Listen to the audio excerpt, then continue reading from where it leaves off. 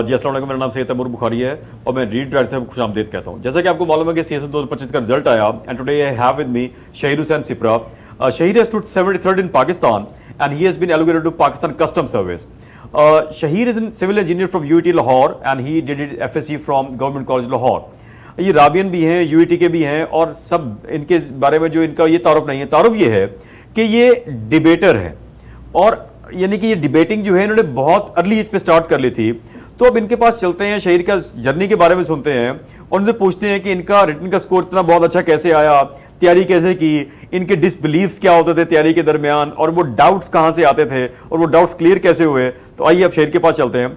शहीर बहुत बहुत मुबारक हो, फाइनली अल्लाह ने करम किया and you have been allocated to Pakistan custom service. अपने जरा एकेडमिक जर्नी के बारे में बताइए, आपने FSc कहाँ से की और फिर दोबारा इंजीनियरिंग कहाँ से की और इंजीनियरिंग क्यों की आपने? Sir, I did my FSc from Government College University Lahore. ठीक है। And when I was pursuing my FSc pre-engineering from Government College University Lahore, तो उस टाइम के अंदर मैं मुख्तलिफ डॉक्यूमेंट्रीज देखता था। अच्छा। और वो डॉक्यूमेंट्रीज बिल्डिंग से रिलेटेड होती थी। अच्छा। और शुरू से ही मेरा आर्ट से थोड़ा सा लिंक था। तो मैंने कहा क्यों ना मैं इस फील्ड की तरफ जाऊं जहां मैं अपनी क्रिएटिविटी को प्रैक्टिकल वर्ल्ड की तरफ लेके आ सकूं। तो मुझे उसका एक वाहिद रास्ता सिविल इंजीनियरिंग की फॉर्म में नज़र आया। अच्छा। और मैंने जब FSc कंप्लीट की मैंने 1033 मार्क्स लिए ऑल अक्रॉस पाकिस्तान, सारी यूनिवर्सिटीज़ में मेरा नाम आया। मैंने UET को चूज़ किया क्योंकि UET की एक लेगेसी है और सिविल इंजीनियरिंग के हवाले से उसकी लेगेसी। और ये पहली चॉइस है सिविल इंजीनियरिंग आपकी? Yes sir. अच्छा, यानी कि सिविल इंजीनियरिंग की पहली चॉइस थी। Let it be very clear कि इनकी ये पहली चॉइस थी। अच्छा यस सर। जब आप इतनी शद्दोमत के साथ एक चीज को चाहते हैं और आप सिविल इंजीनियर बने और आपका ड्रीम वो डॉक्यूमेंट्रीज वाला पूरा होने लगा और जब पूरा भी हो गया, जब आप इंजीनियर बन गए तो व्हाई सिविल सर्विस? सर मैं 3 क्लास में था। ठीक है। मेरे कज़न है वो पाकिस्तान एडमिनिस्ट्रेटिव सर्विसेज में। ठीक है। वो मेरे घर आए थे, मैं उनकी पर्सनैलिटी से इंस्पायर्ड हुआ था। ठीक है। तो मैंने तब अपने फादर से पूछा कि पापा जान ये सिविल सर्विसेज में तो इसके लिए मुझे क्या क्या करना पड़ेगा? ठीक है। उन्होंने कहा बेटा आपको सबसे पहले तो अपनी तालीम मुकम्मल करनी पड़ेगी और बहुत अच्छे तरीके से करनी पड़ेगी। अच्छा ठीक है। तो ग्रेजुएशन करना मेरे लिए एक मजबूरी थी, लेकिन मैंने उसमें भी एक चॉइस क्रिएट की। यानी कि तालीम मुकम्मल कर रहे थे और बेहतरीन तरीके से मुकम्मल कर रहे थे। ठीक है। ओके। तो ग्रेजुएशन करना मेरे लिए एक मजबूरी थी और मैंने अपनी चॉइस के मुताबिक की, लेकिन मेरा अल्टीमेट गोल हमेशा से CSS था। इवन मैं जब सिविल इंजीनियरिंग में था तो कोरोना का वक्त आया। कोरोना के वक्त के दौरान मैंने आपकी वीडियोस देखी जब मैम इज़ा इरशाद ने टॉप किया था। तो उधर से मेरा आपका इंट्रोडक्शन हुआ तो मैं चूज कर चुका हुआ था कि जैसे ही मेरी इंजीनियरिंग कंप्लीट होगी मैं सर तैमूर बुखारी के पास जाऊंगा। तो आप मेरे लिए एक इंस्पिरेशन थे और आपने जैसे बताया मेरे यहाँ इधर जीवन सेशन होता है तो मैंने कहा एक इदारे के सरबराह हैं और वो बच्चों की इतनी पेन ले रहे हैं तो मुझे ये जरूर आगे लेके जाएंगे। तो इवन जब मैं यूनिवर्सिटी में था मैं मॉडल यूनाइटेड नेशंस में कॉम्पीट करता था। मैंने डिफरेंट कॉम्पिटिशंस को विन किया और उसके अलावा जब मुझे फ्री टाइम मिलता था तो डिफरेंट बुक्स जैसे Pakistan a hard country, world order by Henry Kissinger, 21 lessons for the 21st century, मैंने इन सबको पढ़ना शुरू किया। उससे क्या हुआ कि जो उन फॉरेन ऑथर्स का एक्सप्रेशन था वो कहीं ना कहीं मेरे सब कॉन्शियस में उतरना शुरू हो गया। ठीक है। और मेरी राइटिंग एक्सप्रेशन इंप्रूव होता गया और जब मैं आपके पास आया तो मुझे अभी भी याद है मैंने आपको प्रेस ही दिखाई, आपने कहा कि 2024 की अटेम्प्ट दो। तो मैं डिसबिलीफ में था, मैंने वो कदम नहीं उठाया। तो फिर मैंने 2025 मैं आपको कहता रहा कि अटेम्प्ट दे दें, पेपर दे दें, आपको 12 का पेपर दे दें। अच्छा अब ये मुझे बताइए डिसबिलीफ आता कहाँ से है? काबिलियत पे पेपर पे तो आपके वो डिसबिलीफ नहीं है, यानी कि वो चीज नहीं शो कर रही, आप काबिल भी हैं, तैयारी भी कर चुके हैं, डिसबिलीफ कहाँ से आता है? किन की विस्पर से आता है, किन की सरगोशियों से आता है ये? सर जब आप ग्रो करते हैं ठीक है तो आपके इर्द गिर्द कुछ ऐसे लोग होते हैं जिनको आप दोस्त समझते हैं जी, लेकिन वो हकीकत में दोस्त नहीं होते। 100% ट्रू।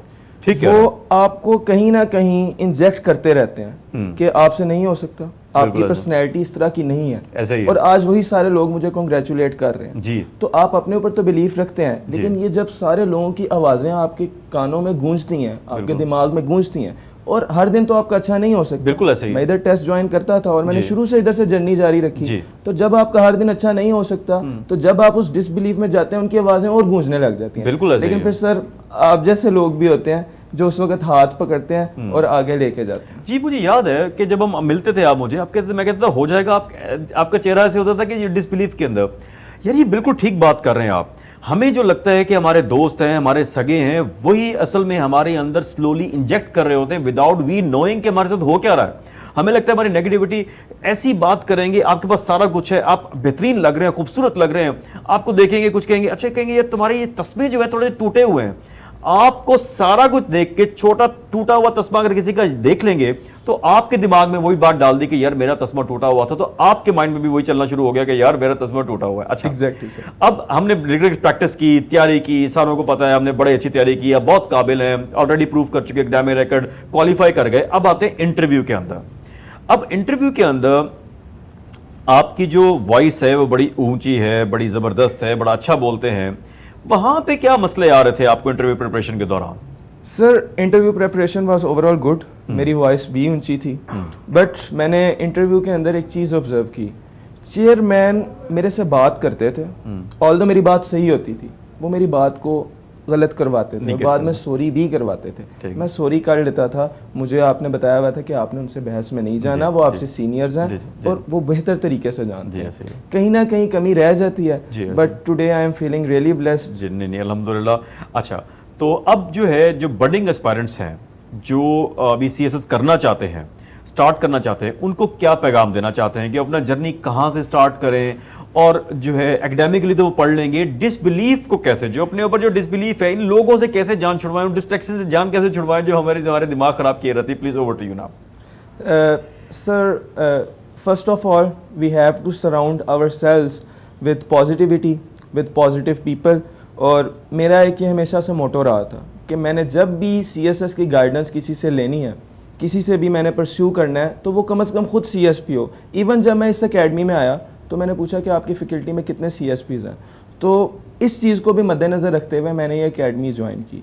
तो अब अपने आप को पॉजिटिव लोगों से सराउंड करें और आप हर रोज़ अपनी मेहनत को देखें, वो मेहनत एक इंसान के तौर पे इमेजिनेशन में आपकी गवाही दे रही होगी कि आप मेहनत कर रहे हैं और आप अपने मुकाम को पा लेंगे, क्योंकि आपके इर्द गिर्द बहुत से ऐसे लोग होंगे जिनको आप देखते होंगे और नज़र भी आ रहा होगा कि उनकी मेहनत आपसे कम है, although at the end of the day it is the matter of luck, लेकिन जो मेहनत होगी वही आपकी डिटर्मिनेशन होगी, वही आपकी करेज होगी और वही आपकी होप होगी। और जब आप मेहनत करते हैं तो आपके वालिदैन, आपके करीबी दोस्त और आपके उस्ताद और जैसे सर तैमूर बुखारी हैं, उनका भरोसा फिर आप पे बढ़ता है और वो फिर आपको कामयाबी की मंजिल की जानिब गामजन करते हैं। I always believed in you, Shahir. From day one, I believed in Yes, you, sir. and from after the written result, I believed in you. From interview preparation, I believed in you, and today here you are. बहुत बहुत मुबारक हो आपको। Thank you, sir. ये थे शेर Hussain Shipra, who has been allocated to Pakistan Customs Service. बने रहिए read के साथ, हम आते रहेंगे बाकी सक्सेस स्टोरीज के साथ। अल्लाह हाफिज़, अस्सलाम वालेकुम।